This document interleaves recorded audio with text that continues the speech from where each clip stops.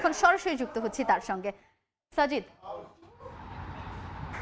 বাংলাদেশের শেষ মুহূর্তের খেলা চলছে মাঠের ভেতরে। আমি দেখতে পাচ্ছি যে গর্জন মাঠের বাইরে এসেছি।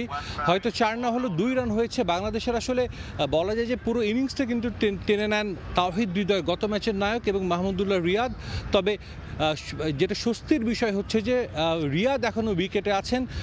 বাংলাদেশ কিন্তু এরই মধ্যে জয়টা পেয়ে যেত, তবে আম্পায়ারের একটা ভুল সিদ্ধান্তের কারণে বাংলাদেশ কিন্তু আসলে লাস্ট ওভারে এখন সবাইকে আসলে বেশ চিন্তার মধ্যে থাকতে হচ্ছে। কারণ আপনারা জানেন যে একটা মাত্র মাহমুদুল্লাহ রিয়াদ আউট হয়ে গেছেন। তবে মাহমুদুল্লাহ রিয়াদকে এর আগেও কিন্তু বার্টম্যানের বলে তার পায়ে লেগে একটা বল বাউন্ডারি হয়ে গেছিল, সেটা খালি চোখে কোনোভাবেই সেটা এলবিডব্লিউ হয় না, কিন্তু সেটা আম্পায়ার এলবিডব্লিউ দিয়ে দিয়েছিলেন, যার কারণে সেটা ডেড বল কাউন্ট হয়। যখনই আম্পায়ার কোনো ডিসিশন দিয়ে দেন সেটা আউট হয় এবং তখনই কিন্তু সেটা ডেড বল হয়ে যায়। তখন যদি 1 রান 2 রান বা হোয়াট এভার যেটাই হোক রান, সেটা কিন্তু দলের খাতায় যোগ হয় না। তবে পুরো ডিসিশনটা কিন্তু আসলে আম্পায়ারের ভুল সিদ্ধান্তের জন্য বাংলাদেশকে হয়তো এখন সেই ম্যাচটা হেরে যেতে হচ্ছে। কারণ বাংলাদেশের 1 বলে 6 রান লাগবে, যেটা এই মুহূর্তে বলা যায় বেশ কঠিন কাজ। কারণ এই উইকেটে ব্যাটে রান তোলাটাই কিন্তু অনেক কঠিন বিষয় ছিল। আমরা শুরু থেকেই দেখেছি যে সাউথ আফ্রিকাকে বাংলাদেশ যেভাবে তাদেরকে টাইট বোলিং করে তাদেরকে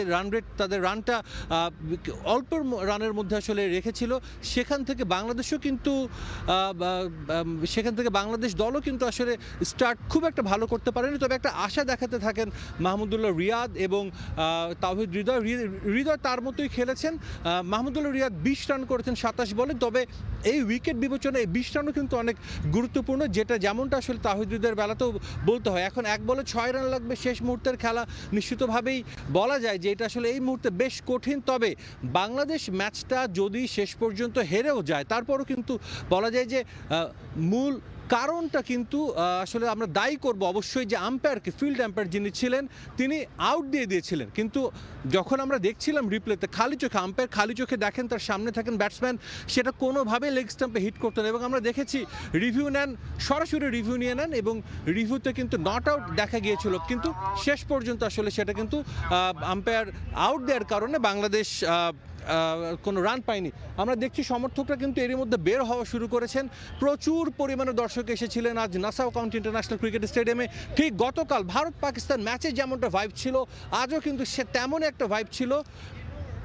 এবং যেটা আইসিসির একজন কর্মকর্তার সঙ্গে কথা বলেছিলাম যে আসলে যে তাদের কাছে জিজ্ঞেস করেছিলাম যে ভাইবটা কেমন লাগছে, তারা বলেছিল সেম গতকালকের মতোই। বাংলাদেশ 4 রানে হেরেছে। আমি যেই 4 রানের কথা আপনাদেরকে শুরু থেকেই বলছি, বাংলাদেশ সেই 4 রানের ব্যবধানে হেরে গেছে। তার মানে আইসিসি, এই ওয়ার্ল্ড কাপের আয়োজক, সেই আইসিসির জন্য বাংলাদেশ আজ এই ম্যাচটা হেরে গেল, সেই আম্পায়ারের জন্য আজ বাংলাদেশ এই ম্যাচটা হেরে গেল। এবং আমরা জানি যে আইসিসি যখনই কোনো বায়োল্যাটারাল সিরিজ খেলা হয়, কোনো ম্যাচ খেলা হয়, তখন কিন্তু আইসিসি প্রত্যেকটা পিচকে পয়েন্ট দিয়ে থাকে। এই বাজে একটা পিচে খেলা হচ্ছে যেখানে আইসিসি নিজে এই বিশ্বকাপের আয়োজক, তারা কিন্তু কোনো ডিমেরিট পয়েন্ট দিচ্ছে না এই পিচগুলোকে, কারণ এটা তাদের টুর্নামেন্ট। যখন বাংলাদেশে মিরপুরে খেলা হয় তখন কিন্তু আমরা দেখি যে পিচ যদি ভালো না হয় সেখানে আইসিসি ডিমেরিট পয়েন্ট দেয়, বাংলাদেশের খেলার ঢাকা থেকে শিফট করে নিয়ে যেতে হয় চট্টগ্রামে বা অন্য কোনো ভেন্যুতে। আমরা আজ দেখলাম যে বাজে পিচে খেলা হচ্ছে। গতকালকেও 119 রান চেস করতে পারেনি ভারতের পাকিস্তান, তার আগের ম্যাচে আমরা দেখেছি। আইসিসি আজ যখন এরকম বাজে একটা পিচে খেলা অর্গানাইজ করছে, সেখানে তাদের বলার কিছু নেই। একই সঙ্গে আইসিসি আমরা জানি যে বরাবরই বাংলাদেশ দলকে কিন্তু অবিচারের শিকার হয়। একইভাবে আমরা বলতে চাই যে 2015 ওয়ার্ল্ড কাপের কথা নিশ্চয়ই সবার মনে আছে, ভারতের বিপক্ষে ম্যাচ ছিল, সেখানেও কিন্তু আইসিসি বা আম্পায়ারদের কারণে কিন্তু বাংলাদেশ ম্যাচটা হেরে যায়। আরও একবার টি20 ওয়ার্ল্ড কাপ সাউথ আফ্রিকার বিপক্ষে ম্যাচ, যেই দলের বিপক্ষে বাংলাদেশ কোনোদিনও জয় পায়নি, সেই দলকে আজ হারানোর দ্বার প্রান্তে ছিল। সেখান থেকে বাংলাদেশকে তারা আইসিসির আম্পায়ারদের এই ভুলের জন্য কিন্তু বাংলাদেশ আজ হেরে গেল। সমর্থকরা সবাই বের হচ্ছেন, আমরা জানি সবার নিশ্চয়ই কিছুটা হলো মন খারাপ হওয়ার কথা, কারণ একটা সময় মনে হচ্ছিল ম্যাচটা বাংলাদেশের গ্রিপে চলে এসেছে। সেই সময় থেকে আসলে বাংলাদেশ, সেই জায়গা থেকে বাংলাদেশ ম্যাচটা হেরে গেল। একটু আমি সমর্থকদেরকে দেখাতে চাইবো, আপনাদের সমর্থকদের আসলে একটু তাদের রিয়াকশন নিতে চাইবো যে তারা কি বলছেন বাংলাদেশের এই ম্যাচের পর। তারা নিশ্চয়ই তাদেরও অনেক মতামত আছে, অনেক দূর থেকে এসেছেন, এসে কিন্তু এই ম্যাচ দেখেছেন। সো তাদের সঙ্গে একটু কথা বলার চেষ্টা করবো। অনেকে বের হয়েছেন, একটু একটু কথা বলতে চাই আপনাদের সঙ্গে, নিশ্চয়ই একটু হতাশ হয়েছেন হেরে গেছে। অবশ্যই হতাশ আমরা। জি, একটা আম্পায়ারের ডিসিশন, ভুল ডিসিশনের জন্য কি বাংলাদেশকে হারতে হলো? No, I don't think so. But I think Bangladesh player.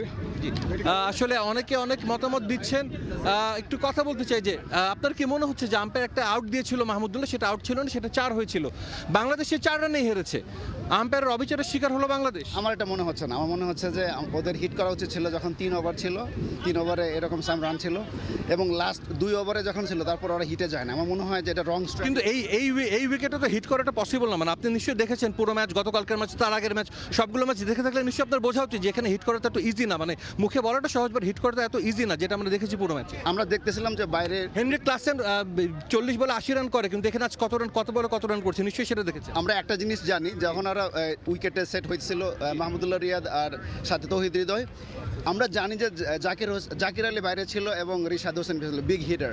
So definitely তারা এক ওভারে অ্যাটলিস্ট 10 এরকম একটা জন্য রেখে বল টু বল। তবে নিশ্চিতভাবে বলতে হয় যে সমর্থকরা আসলে সবে বের হচ্ছেন, সবার মধ্যে বেশ হতাশা কাজ করছে। হয়তো বা হতো না, তবে নিশ্চিতভাবে বলতে হয় যে সমর্থকরা আসলে সবে বের হচ্ছেন, সবার মধ্যে বেশ হতাশা কাজ করছেন। আমরা সাকিবের জন্য আসছি। সাকিব কেন ইনজুরি নিয়ে খেলে? ও যদি বল দেখে না, কেন খেলবে ও? আমরা তো ওর জন্যই হারতেছি বারবার। সাকিবকে বাদ দেওয়া উচিত দল থেকে। সে স্বেচ্ছা অবসর নেওয়া উচিত।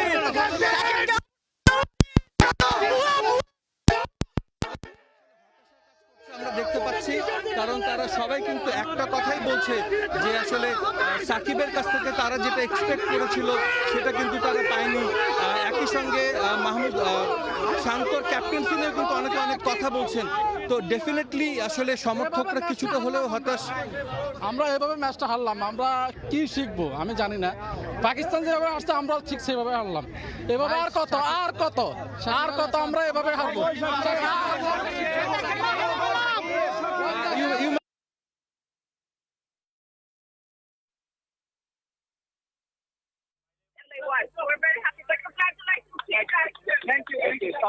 একজন সমর্থকের সঙ্গে কথা বলছিলাম যে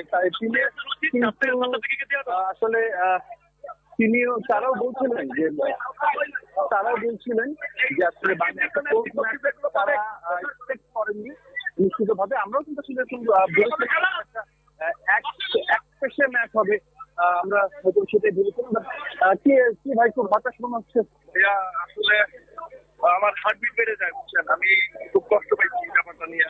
আসলে খুবই মানে খুব আশা নিয়ে আসছি যে বাংলাদেশ জিতবে, এরকম একটা আশা ভরসা নিয়ে আসছি। আসলে ভাই আমার এখন হতাশা বেড়ে গেছে, মন ভেঙে গেছে, আমার হার্টবিট বেড়ে গেছে, আমি যে কোনো সময় অসুস্থ হয়ে যেতে পারি। এখন হতাশা বেড়ে গেছে, মন ভেঙে গেছে, আমার হার্টবিট বেড়ে গেছে, আমি যে কোনো সময় অসুস্থ হয়ে যেতে পারি ভাই। এরকম তবে ভালো খেলছে, এত কাছে গিয়েও হেরে গেল। ভালো খেলছে, বাট সাকিবের কাছে আরো ভালো কিছু আশা করি। সাকিব ছাড়া মোটামুটি সবাই ভালো খেলছে, ব্যাড লাক হইতেই পারে, বাট খেলছে, ভালো খেলছে। এটা বেশি আপসেট হওয়ার মতো কিছু না। ঠিক, আমরা আসলে সমর্থকদের সঙ্গে কথা বলছিলাম, তাদের মতামত জানছিলাম। এই মুহূর্তে আমি চলে যাব সহকর্মী হাসানুজ্জামান সাকির কাছে, তিনিও আছেন নিউ ইয়র্কে, তার কাছে যাবো একটু, এবং তার কাছে কি খবর আছে সেটা আমরা আসলে সাকির কাছ থেকে সবশেষ জেনে নেব।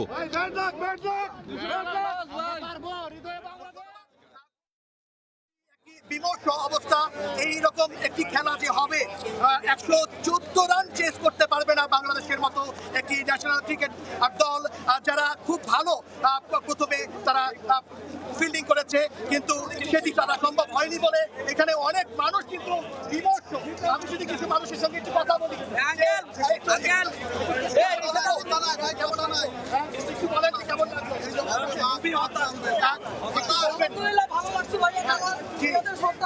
মানে সবাই এতটাই ক্ষুব্ধ, এতটাই বিমর্ষ যে কেউ কথা বলতে যাচ্ছেন না।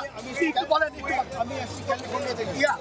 বাংলাদেশ টিমকে সবই ঠিকই আছে, কিন্তু ওদের ছক্কা মারার অভ্যাস করতে হবে। ছক্কা এবং চৌকা মারার অভ্যাস করতে হবে। জি, আপনি দেখছেন যে আসলে কেউ এই খেলায় সন্তুষ্ট নয়। যদি আমি আরেকজনের কিছু কথা বলবো, প্রতিক্রিয়া বলেন। আজকে আমার বার্থডে ছিল, আমি লস অ্যাঞ্জেলেস থেকে শুধু খেলা দেখার জন্য আসছি। আশা ছিল যে বার্থডেতে আমি একটা উইন পাবো, বাংলাদেশ টিমের পক্ষ থেকে এত দূর থেকে আসলাম, কিন্তু মনে খুব একটা ব্যথা পাই না। কি আমরা দেখেছি আজকে এখানে এই বাংলাদেশিরা বিভিন্ন জায়গা থেকে শুধু নিউ ইয়র্ক নয়, নিউ ইয়র্কের আশেপাশে এমনকি ওয়েস্ট কোস্ট লস অ্যাঞ্জেলেস থেকে ক্যালিফোর্নিয়া থেকেও মানুষ এখানে ছুটে এসেছেন খেলা দেখার জন্য, এখানে ছুটে এসেছেন। কিন্তু তারা সবাই হতাশ হয়েছেন বাংলাদেশের খেলায়, তারা এমনই হতাশ হয়েছেন যে কেউ ওই কথাই বলতে চাচ্ছেন না। তারপরেও যদি আমি কয়েকজনের সঙ্গে একটু কথা বলি যে কেমন লাগলো কষ্ট লাগলো, অনেক কষ্ট লাগলো। এত ভালো খেলে লাস্টে কিছু কারণে খেলাটা খুবই খারাপ হয়েছে, তাদের মূল্যায়ন করা। খেলা কেমন হলো? খেলা প্রতিযোগিতাপূর্ণ একটা খেলা আশা করেছিলাম হয়েছে, কিন্তু আমরা আরো দায়িত্বপূর্ণ ব্যাটিং আশা করেছিলাম বাংলাদেশ টিম থেকে। সত্যি হাজার হাজার আজকে মাঠ কিন্তু মানে হৃদয়ে বাংলাদেশ ছিল, কিন্তু তারপরে আমাদের জন্য দুঃখজনক, দুর্ভাগ্যজনক। সাকিব মানুষকে মর্মাহত করেছে সাকিব। জি জি, সবাই আসলে ই করেছে। আমি আরেকজন দর্শকের সাথে কথা বলবো, একটু বলবেন যে কেমন খেলাটা কেমন? আমরা ওহাইও থেকে আসছি দেখতে, ভালো লাগছে। ওহাইও থেকে এসছেন, আমি বলছিলাম যে লস অ্যাঞ্জেলেস থেকে এসছে, এখন ওহাইও অঙ্গরাজ্য থেকে এসছেন। আপনি একটু বলেন যে খেলাটা কেমন লেগেছে?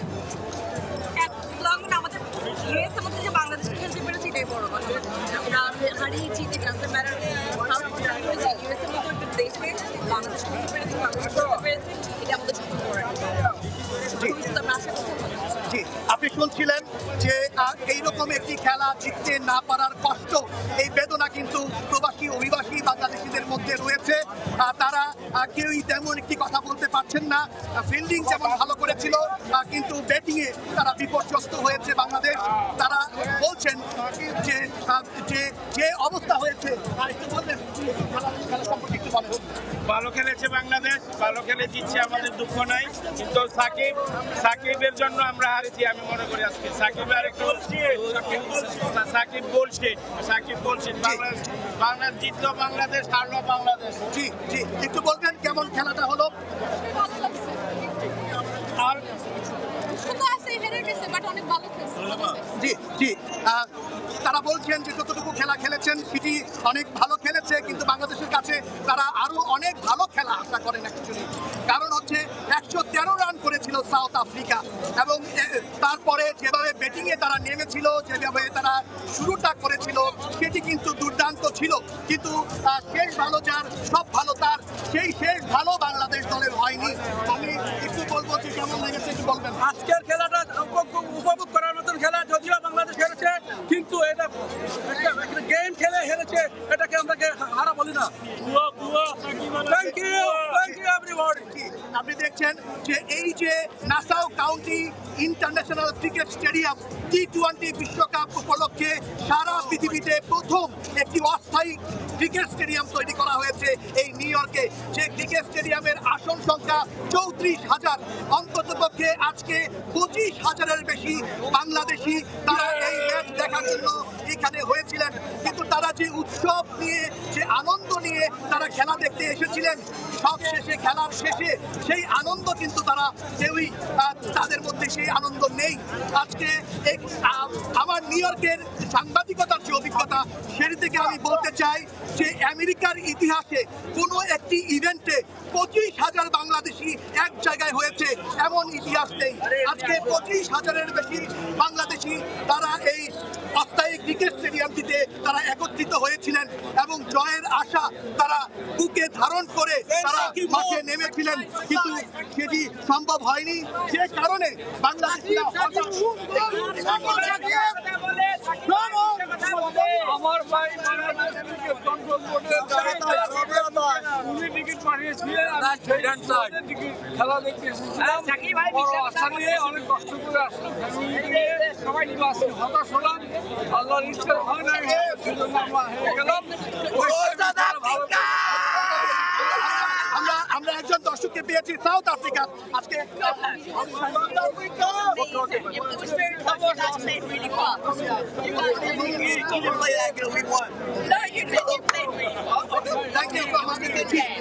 একটু বলো কেমন খেলা দেখছে? নতুন প্রজন্মের অনেক বাংলাদেশি আজকে খেলায় এসেছে, তাদের একজন বাংলাদেশের নতুন প্রজন্মের একজন কেমন খেলা লেগেছে? It was my first time watching a live cricket match. It was really good. It was really close. I'm really proud of my country. This was a really close game. They performed really well, regardless of who won. জি, ওকে। তো এইরকমই আমি যেটি বলছিলাম যে সারা বিশ্বে cricket ইতিহাসে প্রথম new ইয়র্কে একটি অস্থায়ী স্টেডিয়াম তৈরি করা হয়েছে। সেই স্টেডিয়ামের ধারণ সংখ্যা 34,000 এবং এই 34,000 আসন ধারণ ক্ষমতার একটি স্টেডিয়ামে আজকে 25,000-এর বেশি বাংলাদেশি ক্রিকেট প্রেমী দর্শক আজকে উপস্থিত ছিলেন। কিন্তু তারা সবাই অনেক হতাশ হয়েছেন বাংলাদেশের খেলায়। তারা এতটুকুই বলছেন বাংলাদেশের একটি জাতীয় ক্রিকেট দল তারা 113 রান 114 রানকে তারা চেস করতে পারছে না। এই কষ্ট তারা বুকে নিয়ে বাড়ি ফিরছেন। যদিও উৎসব মুখর ছিল নিউ ইয়র্ক এবং আজকে সাউথ আফ্রিকার কিন্তু কোনো রকম দর্শক আমরা এখানে দেখিনি। 25,000-এর বেশি দর্শক, তাদের মধ্যে 99% দর্শক ছিল বাংলাদেশি। তারা তাদের উৎসাহ নিয়ে আনন্দ নিয়ে এবং সপরিবারে বিভিন্ন শ্রেণী পেশার বিভিন্ন বয়সের মানুষ এই অস্থায়ী ক্রিকেট স্টেডিয়ামটিতে এসে উপস্থিত হয়েছিলেন। আমি আগেও যেটি বলেছি, আমেরিকার ইতিহাসে কোনো একটি ইভেন্টে 25,000-এর বেশি মানুষ একদিনে একটি ইভেন্টে কখনো কোনো বাংলাদেশিরা হয়নি। আজকে প্রথমবারের মতো এমনটি হয়েছে। এই ছিল আমার কাছে সাউথ আফ্রিকা এবং বাংলাদেশের যে ম্যাচ হয়েছে সেই ম্যাচের সর্বশেষ। হাসানুজ্জামান সাকি, সময় সংবাদ, Nassau county international stadium, long island, new York. দর্শক, বাংলাদেশ সাউথ আফ্রিকা ম্যাচের সবশেষ খবর জানতে আমরা এতক্ষণ সরাসরি যুক্ত ছিলাম নিউ ইয়র্কের নাসাউ ক্রিকেট স্টেডিয়াম।